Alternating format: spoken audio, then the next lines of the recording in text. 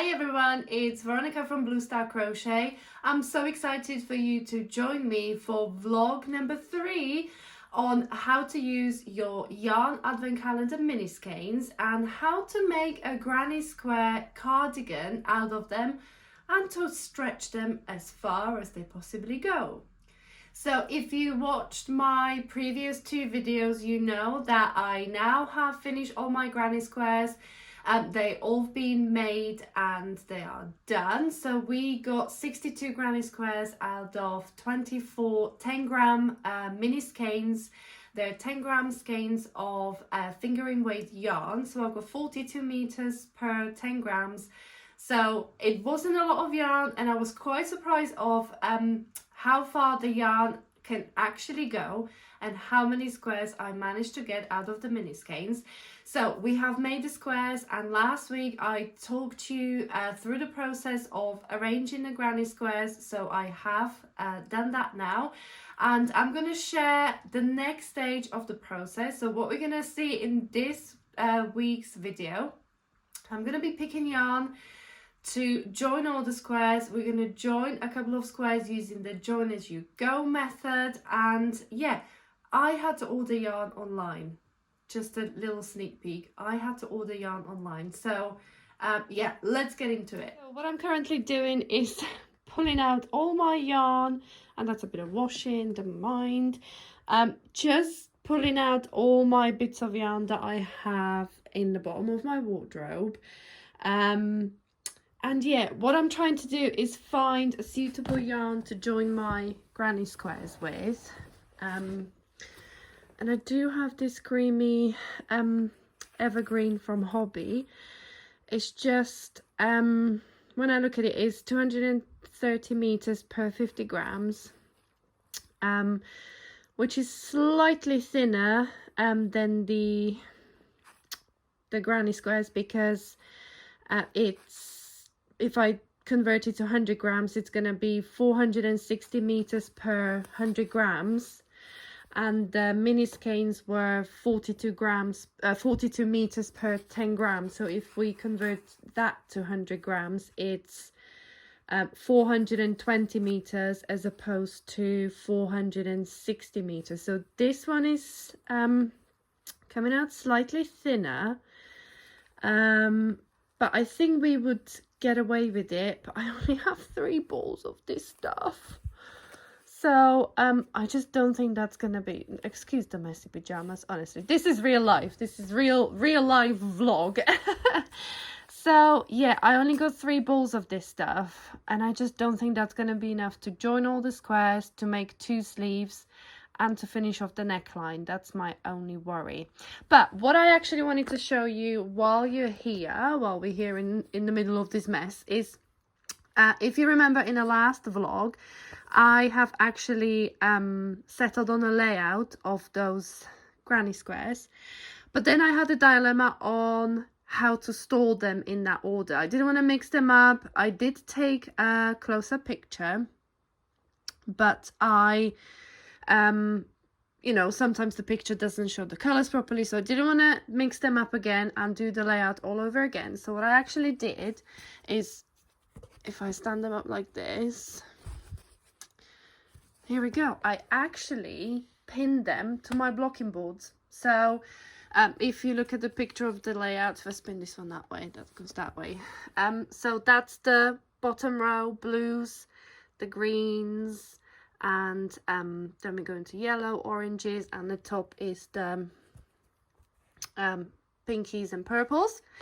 And then these are the 2 front panels. So that's the 1 front panel there, 2 squares each, and that's the other front panel there, 2 squares each, 2 by 6. So this is a great tip if you work on a big blanket, or if you you know, even work on a granny square cardigan and you do your layout of your colors and you don't want to kind of, you need to put it away, because let's be honest, no one can live in a house where you can have granny squares laid out all over the floor or kitchen table. It's just not very practical. So if you need to put them away, but you don't want to mix up the colors or the color layout that you have already done, just pin them to your blocking boards. They're all kind of pinned. You can see I've got little pins just holding them in the place, so they're not gonna move, they're not gonna go anywhere. And I've got the layout of all the granny squares as if it was on the floor. So that's a great tip if you need to store your granny squares in a particular order. So as you can see, I was raiding my stash and I was going through all the yarn that I do have, hoping that I was going to have something suitable to join all the squares with, and to do the sleeves and the neckline that is left to turn these 62 little squares into a wearable cardigan. Unfortunately, the only yarn that was kind of suitable, I only had 3 balls of, so I did end up ordering yarn online.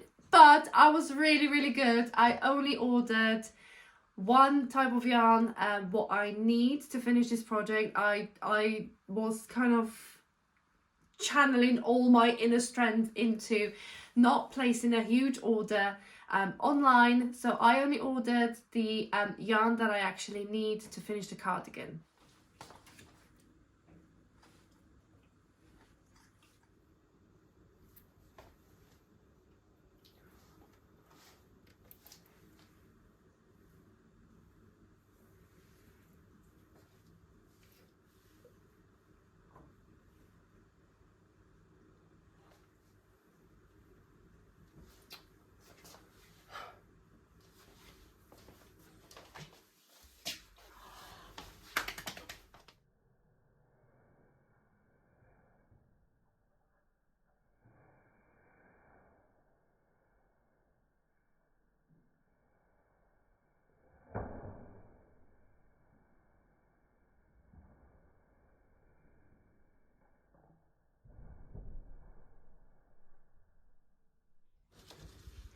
So as you can see, it took me quite a while to wait for the postman to deliver the parcel, but the parcel's finally here. So this is the yarn that I have ordered. It's just, I went for a fingering weight, or this is a sock yarn. It's undyed. I did order 4 skeins, so these are 100 grams, and I believe they were 430 or even 420 meters. So they're a really great match. So this is the yarn that I ordered, if you wanted to do the same. So this one was from, if you're in the UK, this one was from woolwarehouse.co.uk. It came in at about £5.30 per skein. Okay, so this is a undyed 4-ply or fingering weight yarn, and it does have I believe it did have 420 meters. I can't find it.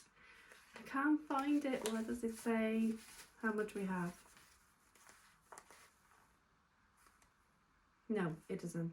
Anyway, it was a very good match when I looked on the Wool Warehouse website. So it was a really great match for what I need to do with the squares. It feels really similar, and it's a really similar thickness as well, so it'll be great for joining. And I'm hoping that I'm only going to need 3 skeins. Which will give us an extra skein to have a go at actually dyeing yarn. So I have done a yarn dyeing course many moons ago. It was just like a lovely day out. I've done a hand dyeing course with one of the indie dyers, and I actually really enjoyed it, and I still got the skeins upstairs. But that could be another video for the channel, that maybe if we have one left, we could do a video of dyeing yarn. I think that'll be really great fun. I did buy a yarn dyeing kit, just a few basic, the primary colours, to mix up some different colours myself. So maybe if we have a skein left, maybe we could do like a yarn dyeing video. That would be real fun. See, I just wanted to quickly show you, I have got the skein on my yarn umbrella. This is just a cheap yarn umbrella to help with the skein to hold it in place, and as it spins we're going to be winding it on the yarn winder there. So I've got the end here that we're going to be using, but there is also on skeins there are these knots that hold the skeins together. So all we're going to do is snip that one off, and we're going to thread the yarn end onto the yarn winder, and then wind this skein into a cake, because it's much more manageable to work with if it's if it's wound into a cake.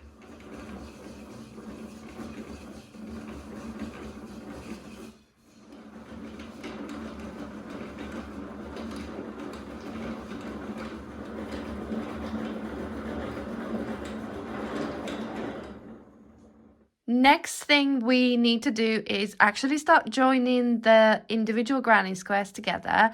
I have decided to use the continuous join as you go method. Okay, here we go. So this is the top 2 squares of the front panel. If you remember the layout, probably not, because I can't either. But what I'm going to do is I have got my cream yarn wound into a cake. I'm going to be using this cake because it's so much easier, and I have decided to use the join as you go method in continuous way. So I'm going to be working, I'm going to start in this top corner, and I'm going to be working all the way down the front panel. So these are the squares for the front panel. The front panel is 2 squares wide times 6 squares in length. So what I'm going to do is I'm just going to show you quickly on these 4 squares what I'm going to do. I'm going to work in the cream joining yarn. I'm going to work across the 2 edges of the first square. Okay, then I'm going to come across and join onto the second square. Work up the second square, joining it to the first one. So these 2 edges will then be joined. I'm going to go all the way around the the 2 edges of the second square. Okay, then I'm going to go ahead and work all the way across the bottom of those 2 squares. Now I'm not going to go back up where I started, because we need to join another 2 squares. So I'm going to go and work across this side of the square here while joining it to the first one. So they will be joined across there. Then I'm going to work down. I'm going to work down the 3rd square, come across to the 4th square, work my way up, joining it to this square here, and then work round this edge, which will join the square to this square up here, and then again go down this edge, right across both of the squares on the bottom, and then basically repeat the process from this point all the way down until I have the 6 square depth joined together. So I'm doing 2 squares by 6. Okay, so if you wanted to kind of watch a full join as you go continuous tutorial, there are some great ones on YouTube. So I'm just going to go ahead and start with the first granny square there.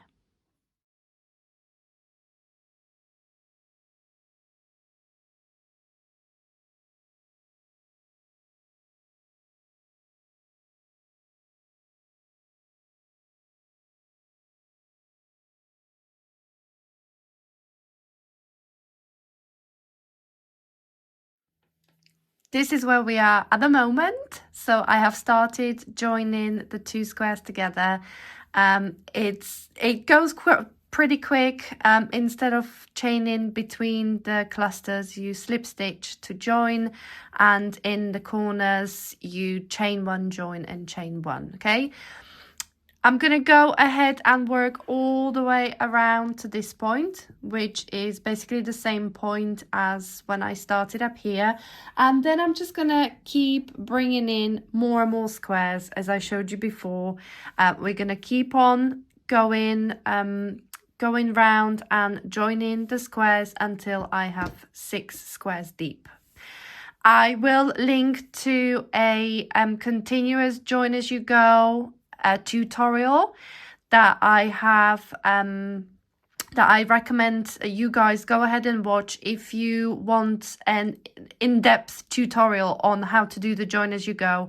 I'm not going to be doing a full-on tutorial today. I will link to the one that I have found on YouTube that I think is very well explained, and it shows you what to do step by step. But this is where I am with my granny square cardigan. Very excited to be joining the squares together. As you can see, I have still not sewn the ends in. Here we are. All the ends are still attached to my granny squares, and I'm not going to I'm going to sew them in once I join the panels together, because I need to block the panel. So that's going to be my next step. I'm going to create the 3 separate panels, so 2 front panels and a back panel. Then I'm going to sort the ends out. But what I normally do when I need to block project is I sew the ends in. So just let's pretend this end is already sewn in. I do not cut the yarn before I block things.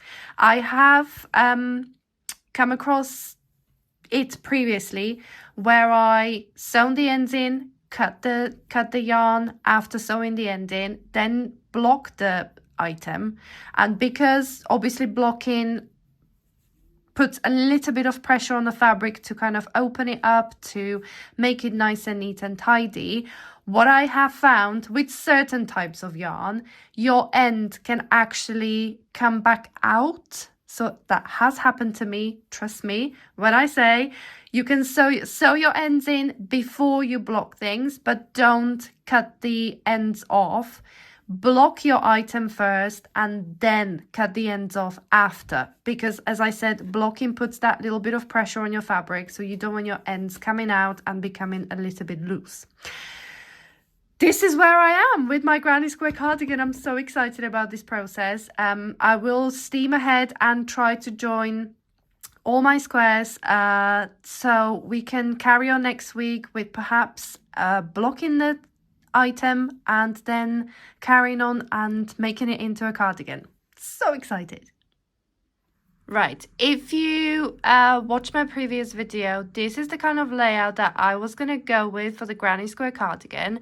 So it was the 5x6 squares for the back panel, 2x6 squares for each of the front panels, and then we kind of had these 8 squares left over that I said I might add to the top of the sleeves.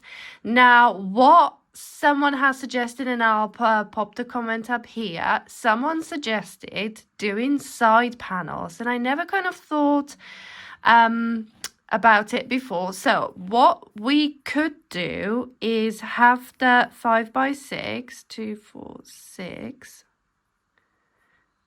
So we could have the 5x6 for the back. So that's the back panel like this. And then instead of using these 8 squares here for the tops of the sleeves, what we could do is actually add the 4 squares on each side. So that could be there. So that's the 8 squares. Then have the front panels same 2x6. Okay, so that'll be the front panel there. Another front panel there. Okay, and now when we put the back panel to the front panels, these squares on the side will kind of fold in half. So the finished shape that we would get for the cardigan would be like this. So half the square there. 1, 2, 3, 4. And then 2, 4, 5 and a half. So I'm going through the half there, like this. Okay. Oh, I didn't go far enough. Gosh. Okay, scrap this line here. So we've got the half a side square, because these squares here would fold in half. Okay, so that's the half there. Then we go 1, 2, 3, 4, 5, and the other half on the other side. So I missed it by 1 square, like this. Okay. So these little halves on the side would be the 4 squares here. And then when we put our front panels on, which would be 2 squares wide. So the front panels would be here and here. And this would be the opening opening of the cardigan. So this would be the overall shape, and what this would actually allow us to do is do inset sleeves.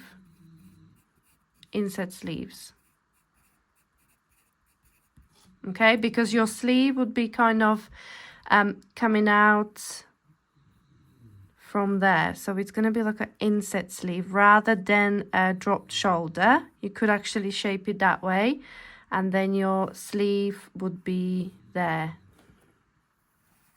like this with the curves on each side and then the ribbing at the bottom. So here we go. So that's another layout we could do, and that would really use up those 8 squares that I was going to use for the tops of the sleeves. So yeah, we've got 2 different layouts that we could do with our 62 squares. So 62 granny squares. We could actually do inset sleeves if we use them. So if you use the 8 squares that I was going to use for the tops of the sleeves, we actually could put them to the side of the back panel, and then once we attach the front panel to them, these little squares will kind of fold in half. So that would allow us to have these little halves here, which would then give us the space to do the inset sleeves. The only thing I can think of is that then the width of the cardigan, excuse my dog snoring, the width of the cardigan could go a little bit over to what I would like. But this is a great suggestion. Thank you to the comment. Thank you to the suggestion in the comments. So if you wanted to increase, if you've got 62 squares and you're not bothered about adding them to the tops of the sleeves like I was originally going to go, you could increase the width of your cardigan by adding those extra 8 squares to the sides, which would then allow you to do the inset sleeves, okay? Because you would kind of start working around here and then just sew up this little opening here, okay? So that's a great suggestion. Thank you so much for that one. And if you go 62 squares and you want to make the cardigan wider, this would probably go to like a size large or extra large, depending on the finished size. So yeah, that's another suggestion, that we could do a different layout for the squares. I'm just going to go ahead and see how I get on once I finish the back. So my plan is to join all the squares for the back panel, block it to see the size of it, see how wide it is, and then I'm going to decide on whether to use those squares down the sides or whether I'm just going to stick to the original plan, which was use them for the tops of the sleeves. But this is a great suggestion. Thank you so much. And yeah, stay tuned for what we do. So many of you actually said to me that you're enjoying watching this process, and maybe I inspired you to use up some of your mini skeins if you did have your advent calendar. So even if you didn't have mini skeins or you didn't get yarn advent calendar, but you have got some leftover yarn perhaps from other projects after making gifts for the holiday season, I actually have got something for you that will help you in the process. I have put together a complete guide on how to crochet your very own granny square cardigan from scratch. Okay, so you've been watching the process I've been going through and what I've been doing with my mini skeins or with the yarn I am turning into a granny square cardigan. So if you did want to do the same, I do have a complete guide for you. It's a 35-page guide on how to crochet your very own granny square cardigan from scratch. So all the planning that I have done so far, all the granny square making I have done so far, you can do the same and turn some leftover yarn or mini skeins that you have got in your stash into a granny square cardigan. So if you wanted to get your hands on the 35-page free guide on how to crochet your very own granny square cardigan like this, you can do so right now. All you've got to do is either scan the QR codes that you can see here. So scan the codes, it'll open up a link, fill out the form with your email address and your name to let me know where you want me to send your very own 35-page guide on how to crochet your very own granny square cardigan.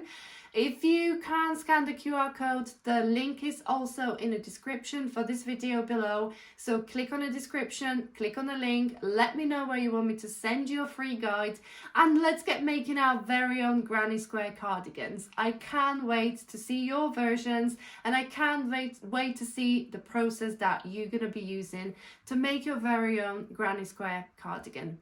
Thank you so much for watching this week's vlog. I hope you have enjoyed it again. I hope you're enjoying going through this process with me. If you wanted to watch the previous vlog entries, they are on my YouTube channel. While you're there, don't forget to subscribe to my YouTube channel and turn the notifications on so you will get notified every time I upload new video or tutorial, or every time I do decide to go live for a coffee and crochet chat, because who doesn't need those, right? So thank you so much for watching again, and don't forget to subscribe and turn the notifications on, and I will see you hopefully in a week's time.